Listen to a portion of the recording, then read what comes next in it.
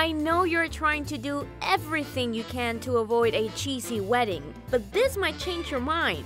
Weddings are expensive, but Costco may just have found a way to cut some of those costs down by cramming two things in one: cheese and cake.